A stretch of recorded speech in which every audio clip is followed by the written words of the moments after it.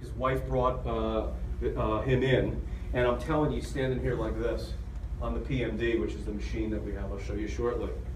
And she's like, I said, listen, you need to see this just from the back of the machine, because when you actually look at somebody on a reference point, you know, if they're just standing here and they're talking, you don't see it. But when they stop and you measure them, and this guy was standing like this, and I said to him, man, your organs sit in between there. You know, it's a problem. Okay? So she also saw what I did afterwards. Okay? And the shortening, guys, the tension is everywhere.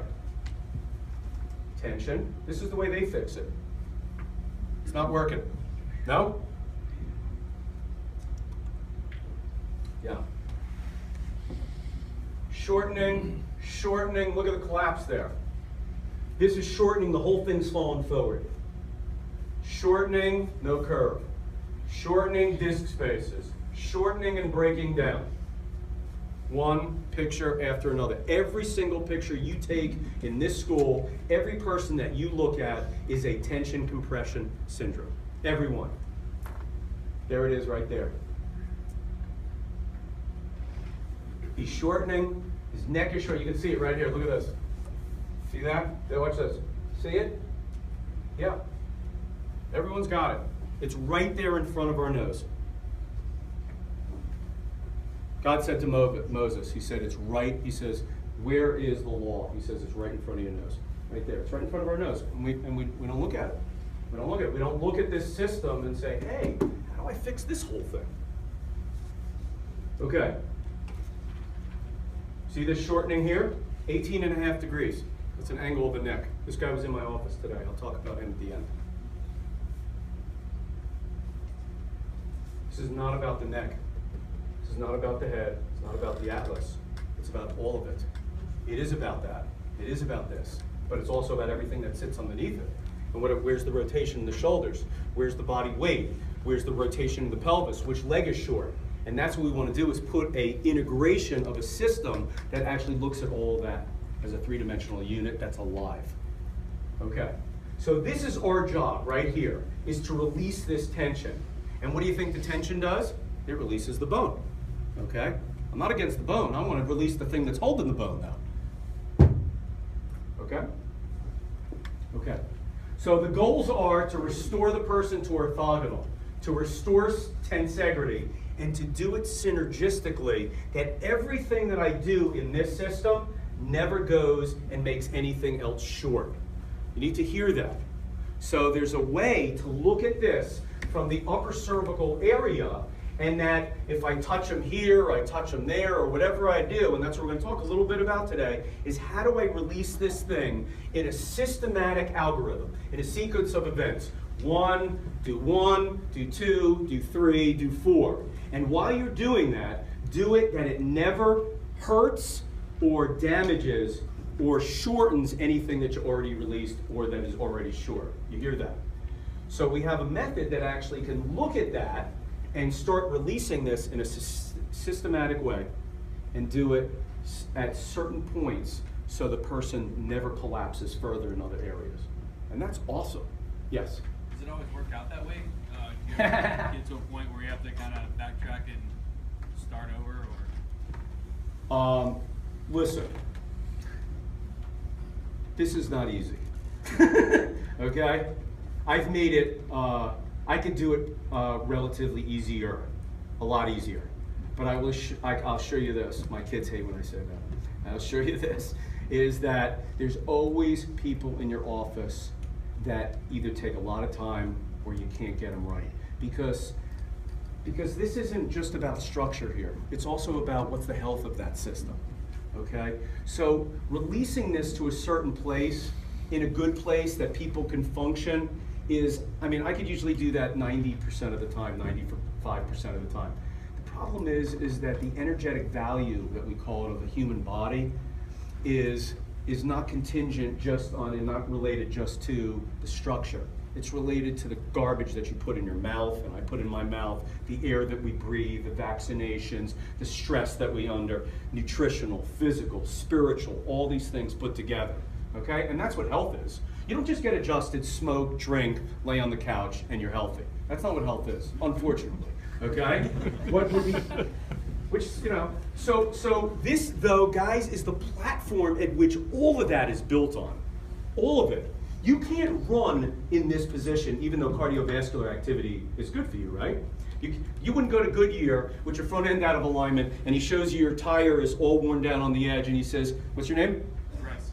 Huh? Bryce. Bryce. Hey, Bryce, your front end is really way off. I'm not going to deal with that. I'm just going to put another tire on. Go, and what I want you to do, Bryce, is I want you to, if you have a pickup, I want you to throw some bricks in the back of your truck, and I want you to drive to Jersey. And you go, what, are you kidding me? So what about these people that they go to the orthopedist and the guy's, I'm going to send you to PT and we're going to work it and all this stuff? It's baloney. It just wears them down even further. And that's why they come into your office, okay? So that's the way it's got to be, man. Okay? So when we fix the structure and we get the person balanced, we open them up so their nutrition can get in, so they can exercise, so that they can actually do the stuff that they're able to do that make them healthy. So the structure, by restoring the structure, okay, what we do is we allow them to do things that empower their body to make it healthier. Because it's not just the releasing that makes somebody better. It's that the fact that they can go ahead and get healthy from that place. And they embark on that healthy path, which is the exercise. Why do you think cardiovascular is so important? It's that oxygen exchange. Well, if you're jammed down like this, you're not getting what you need. It's so simple. You can take all the freaking I tell patients, they come from nutrition doctors, NDs. I got a big place in town, the biggest place in town, Progressive Medical sends me patients. I said, guys, you can freaking take all the pixie dust you want for that. It's not getting better, okay? Now, is it important that after you open this thing that you detoxify that system? Heck yeah, it is. Is it important that you get cardiovascular? Heck yeah, it is. You know, I live that place. You know, I'm 55, I run 4 miles 4 or 5 days a week. I work out. I don't have pipes like Dr. Collette, okay? But I eat well. I'm pretty much a vegetarian. I don't eat gluten. I don't eat a lot of stuff, man. You know, I love sugar though. So, you know, this is the platform. I can't express to you how important, without taking care of this to a better place, and I use the word correction loosely, guys, because you will never fix that thing, ever.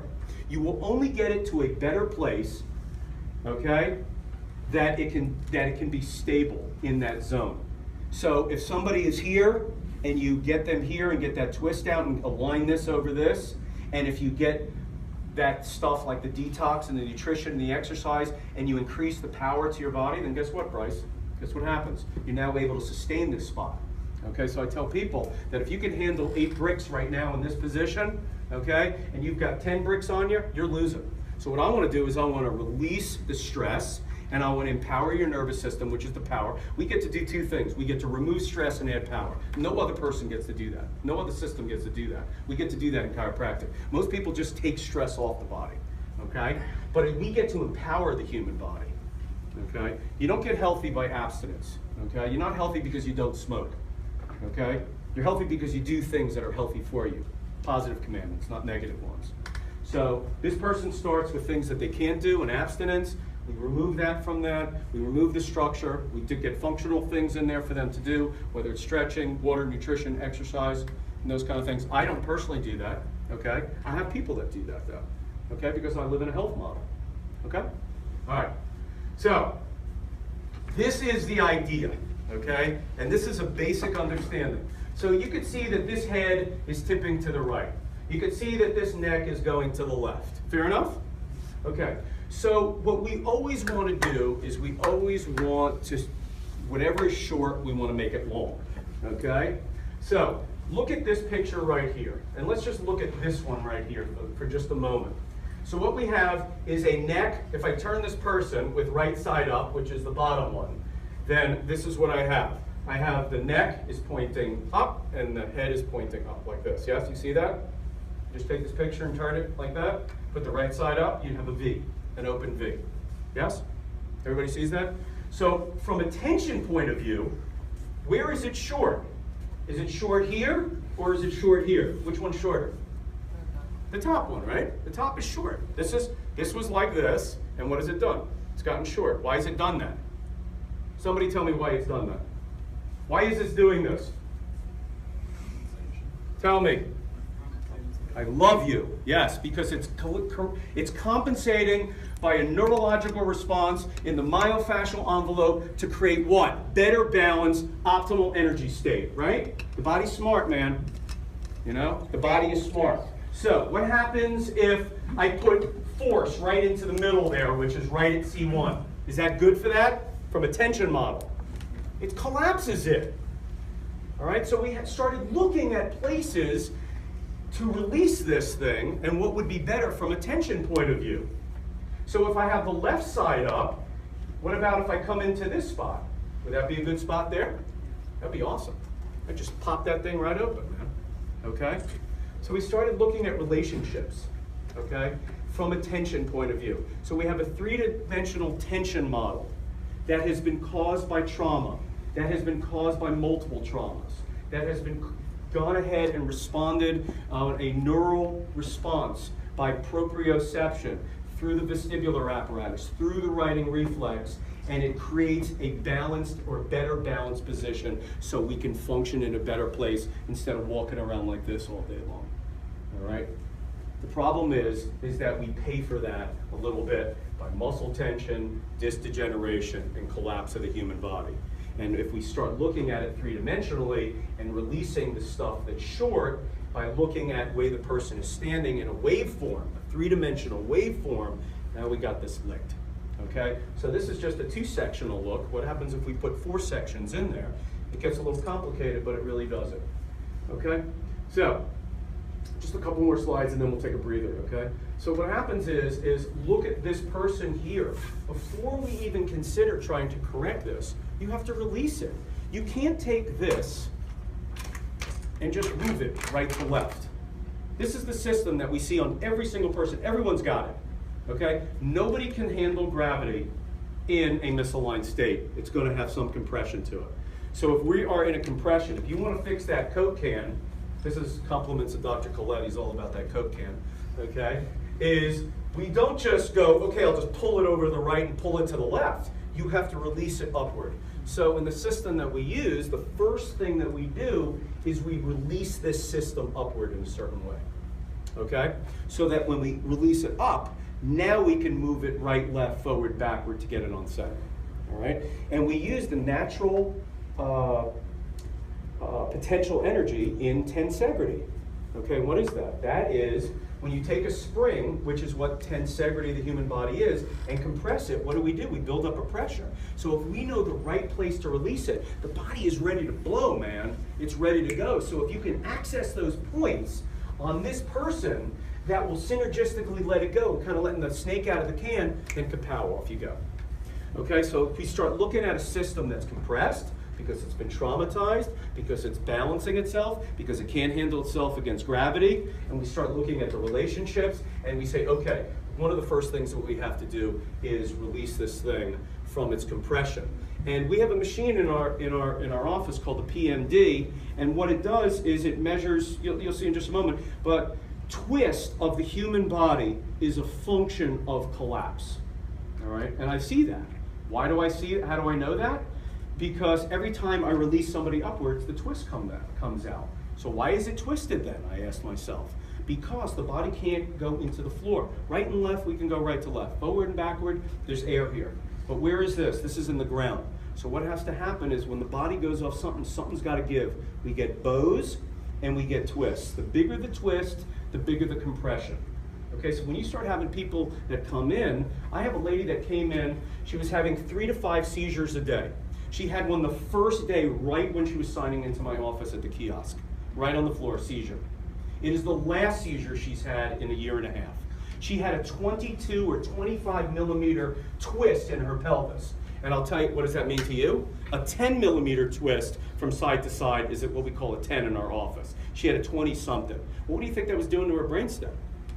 Okay? I had a guy that just came in the office 2 weeks ago.